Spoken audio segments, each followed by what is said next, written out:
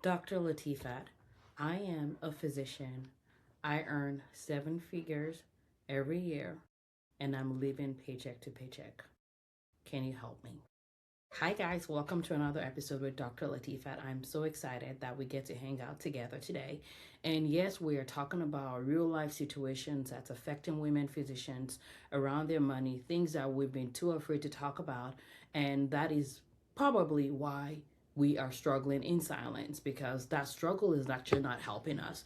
We're just normalizing silence, and that is become a problem. So if you're finding us for the first time, I'm so glad you found us. Where are you joining us from all over the world? By the way, guys, I want you to make sure that if you learn one thing from this episode, that you share this with other women physicians, because we are on a mission to help women physicians stop feeling isolated when it comes to their money. This is like the real what's it called, the soup, the real whatever it is that cool people say these days, that is literally stealing our money and causing us to live in isolation and affecting our wellness, our finances, and we are done with that. So on today's episode, I'm so excited to share this conversation with you, because it is going to liberate somebody today. I feel like I'm preaching. I'm not.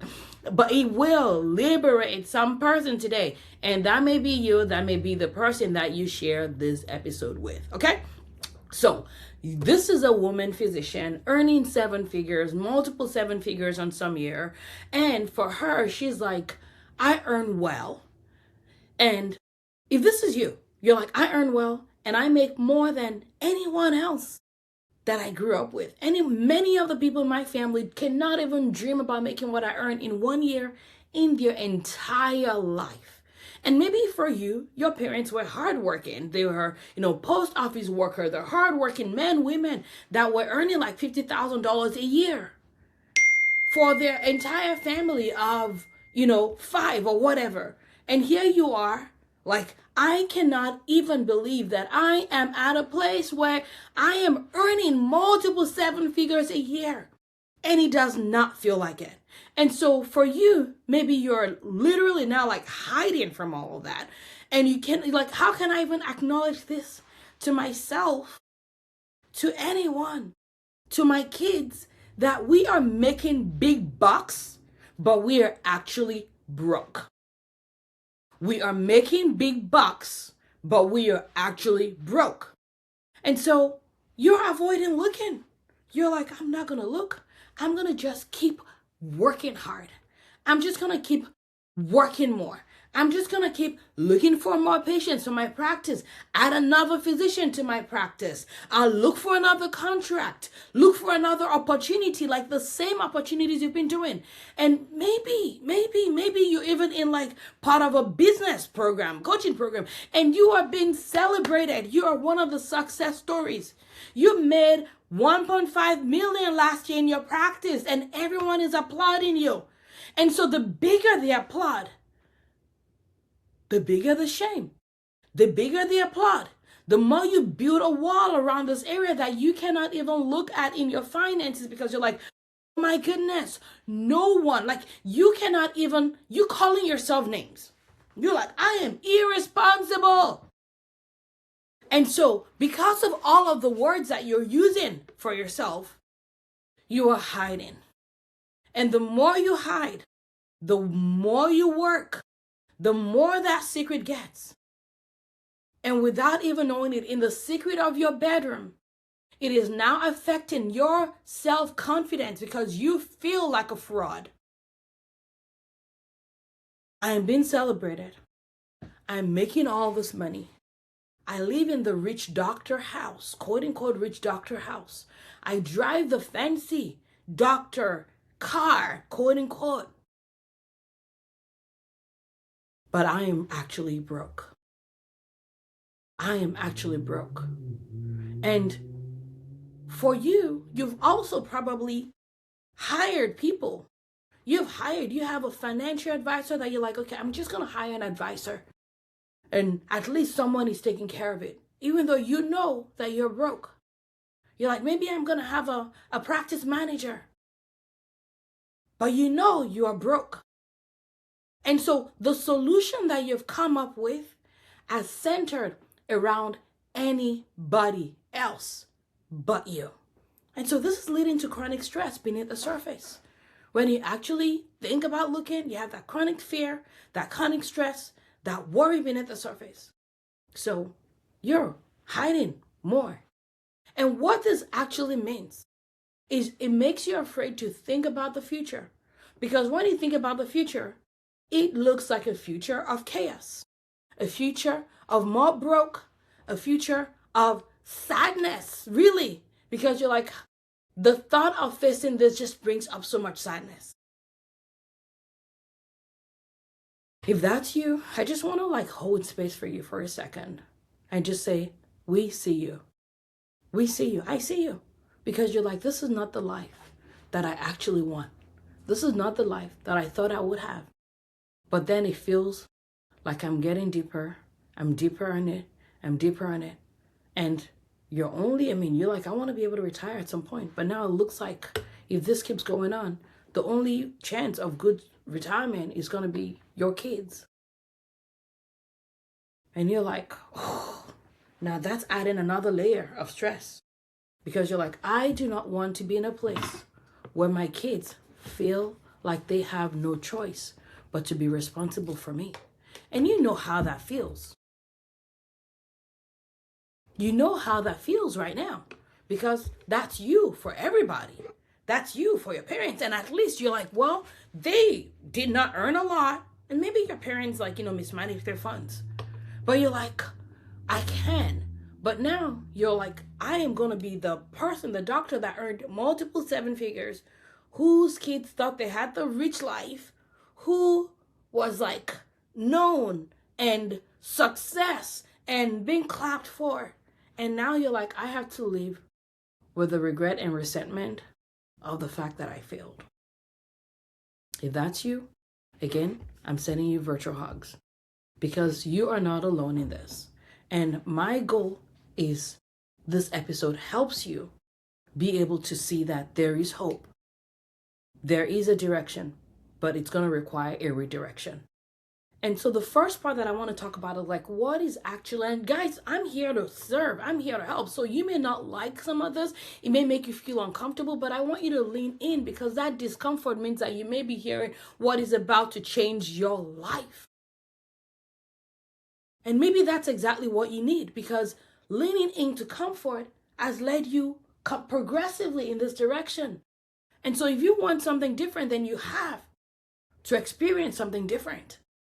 So this may feel unfamiliar because one of the underlying issues that's going on is you have been prioritizing short-term discomfort over long-term benefit. I'm going to repeat that. You have been prioritizing short-term discomfort instead of long-term benefit. And so without even knowing it, you are sacrificing your own life. Not the life you're pretending to live, but the life that you're meant to live, the life where you are there with freedom, with peace, with ability to own and trust yourself and be this woman that you were born to be. The real version of you, not the fake version of you. So the short-term discomfort is literally costing you because you're like, I choose this short-term comfort because I don't want to experience the short-term discomfort. And that is now what is literally stealing your future. That's the number one issue here. The number one issue is you're prioritizing and saying my short-term comfort is more important than what I actually want for my life. The short-term discomfort is too high of a price to pay for what I actually want. That's the problem here. That's the number one problem. The number two problem is actually not you. The number two issue is that there is an over-marketing, I would call it over-marketization by financial parasites. I'm just going to call them what they are. They are financial parasites and they exist. And because you are a physician, your potential is high. So you literally have a target on your back by financial parasites. And the annoying part to me about the financial parasites, and I'm going to name them. The annoying part to me about them is because they are so out there noisy that they have made it harder for you to actually hear the voice of the people that are trying to help you, because not all of them are parasites. I'm going financial advisors. Not all of them are not all of them are parasites. But the ones that are parasites are literally sucking out your blood, like take your financial blood. And it's making it harder for you to hear the voice of the good ones that are actually like, no, let's call this out. Let's fix this. So the financial parasites are the problems. Yes, and part of those parasites call themselves business managers. They call themselves all kinds of names, like all kinds of titles. But anybody that is creating a wedge between you and your finance and your money is a parasite. Anyone that earns money by you becoming disassociated or dislocated like a joint from the body, which the body is your numbers, your money. Anyone that is benefiting by that separation is a parasite. And they are so good. They will market themselves so much. They will do all of that. And you are buying into their nonsense. But they're also making it harder for you to actually hear the voice of the good ones.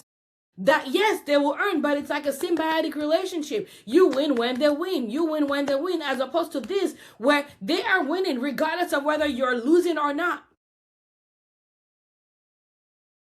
Yeah, they're parasites. And that's part of the problem. And then the third one is this. For most of you, you are first generation high income earner.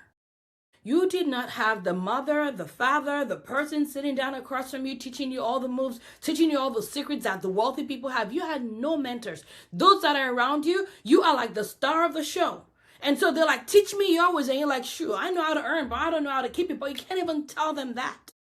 So it is not your fault that you're a first generation high income earner. But to whom much is given, much is expected. That is a tool. That is literally, that's a seed. Now it's time for you to create something from it. So short-term comfort that is being prioritized over long-term benefit that has now led you and is costing you your life is a problem. And I know, I don't know if that's a word, but financial parasites, those that are selling you whole life insurance, many of them, most of them, not all, but most of them are financial parasites. And I would be doing you a disservice if I did not name them. Yes. And if you're listening right now and you are one of those people, you are a financial parasite. You are. You're like a tick. Yes, you are a tick. You are. That's what you are. And yes, I will call you out and I don't care. Does not mean your entire field is, but maybe you are. And you are giving your people a horrible bad name, and you are hurting people. And I don't know how you sleep well at night. I'm just telling you like it is. Yes, I'm pissed. And then the third one is your first generation high income earner. That part, not your fault. This is what it is. This is where we are. And if that describes you, I will just share. I mean, I've served clients like this. There are people in our community, there are alumni, and there is hope. I'll tell you about one who's we're going to call her Dr. Let's just call her Dr. L. I mean, I'm Dr. Latifat. I'll use myself. I'll just say, this is Dr. L, even though this is not me. And when she came in, they were not earning a household income of 7-figure, but they were almost at 7-figure. And she was like, Latifat, I am earning money, but I don't know where it's going. I don't know where it's going. I feel so irresponsible. I mean, my husband's a spender. I'm okay, but it's hard to say no to the kids. And I honestly would love to do something else. I would love to have my own practice, but I'm so afraid because if I'm earning this income right now and I feel this way, like there's now, at least I know this income is coming, but my dream is to own my practice. And if I cannot guarantee that my income will come, I'm barely surviving now. How am I going to survive then? And so that was her story. And I will tell you that within a year, she launched her own practice because we fixed this. We fixed this. She's enjoying her life. She actually owns assets now. And guess what? The best part for her is now her kids are now going to be modeling her new behavior, not that old behavior. This is literally like breaking generational curses, my friend. So I want you to know that there is hope. It's going to take some shifts. It's going to take some new moves. It's going to take some new things, but there is hope. And I want you to say wherever you are, there is hope. Again, there is hope. I want you to say it until you believe it. There is hope. And I'm going to give you 3 we can call it reframes, or 3 things that can start to help you shift things, okay? Number 1 thing is this. Shorty, yes, I'm calling you Shorty. Shorty, Rome was not built in a day. Rome was not built in a day. Yes, Shorty, badass doctor, fabulous, amazing human. Rome was not built in a day. It's not going to get better overnight. But if you start working on it now, it gets better, because hear me out. Everything compounds. Good things compound. Bad things compound. Poop compounds. The bigger the poop, the longer you drag it around, the bigger it gets, right? It's better to have nice regular bowel movements than to wait till you obstipate it. And so I want you to understand that the work that you're doing right now, the work you're doing by reversing this generational curse, by taking your family to the next level, it is going to feel like it's not working at first. But I want you to know that all work works. One of my mentors said it's either working for you or it's working on you. So it may not look like it's going to change overnight, because it will not change overnight. Like if you take a seed and you plant it in the ground, it is not going to become a tree overnight. In fact, if it does, you ain't going to eat it. You are like, this stuff is like shady. I ain't going to touch this. Right? Because Rome was not built overnight. It was not built in one day. There is a process, and that process works, and that process changes you in the process. So waiting until you're ready, waiting until you have time, waiting until things will magically, waiting when you find someone, another advisor, another financial parasite, ain't gonna work. Rome was not built in a day, but you have to decide when day 1 will be. And the more you prolong day 1 starting, the more shit compounds. That's number 1. Number 2 is this. Many of us are not aware of the fact that it takes a different version of you to manage a different level of income. Just the same way you've gone through residency, your med student version of you is different. You cannot trust a med student to be an attendant. Just the same way you cannot trust an intern to be an attendant, right? There is transformation that is happening at every level of responsibility, at every level of stewardship. So for you, what you were doing, what you were able to handle when you were earning income as an intern is different from the version of you that's going to be able to do this as an attendant level when it comes to your income. So there is a transformation of becoming that many of us have not been taught. Many of us do not know. And that is why you're struggling. So that is why an effective way of stewarding this level of income you have has to start with you becoming the wealthy version of yourself, which does not happen in isolation. It happens in integration. It happens in community. It happens with a mentor. It happens with a coach. It happens with someone that has steward what you're trying to steward, someone that has become who you want to become, so they can walk you through that process. And I want you to hear me when I say everything is figure outable. So the reframe is that you have to become the person that's able to steward 7 figures. So you don't get smaller at 7 figures. You need to become more. And many of you, as you shrink and build a team and shrink and shrink and shrink, you are not becoming someone. You're not becoming the CEO of your finance, which is why you are struggling at 7 figures. And you will continue to struggle until you decide that Rome is not built in a day. I'm going to choose when day 1 is. Number 2, everything is learnable. Everything is figure outable. I have to become. And then number 3 is that you have not been delegating. You thought you were delegating, but what you actually are doing is abdicating. You have been abdicating your responsibility, and that is part of what is going on. Because the thing is, delegation means that you appointed someone, but you still have to be the one in charge of managing.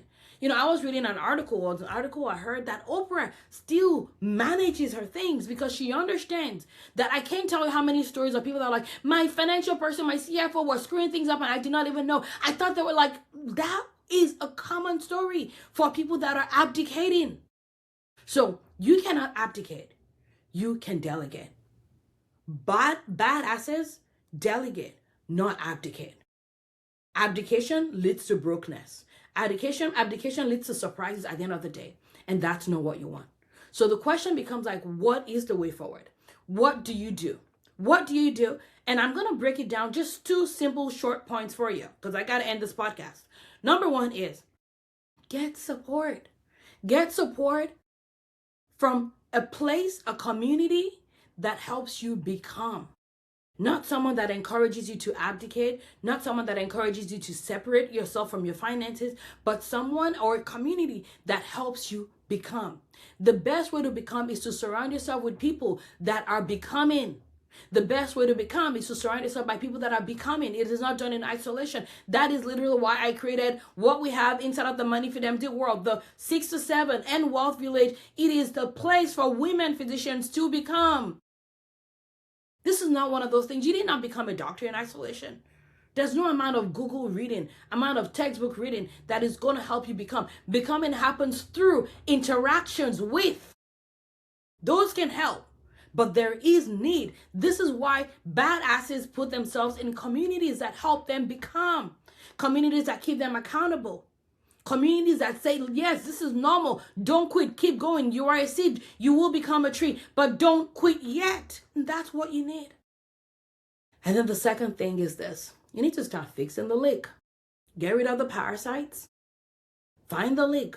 Where is your money going right now that you don't want it to go? Fix the leak. If it's not helping you become, it is a liability. If they are not helping you become, they are a parasite and a liability. And I said what I said. I said what I said. So get started. Get started. Today is a good day to start.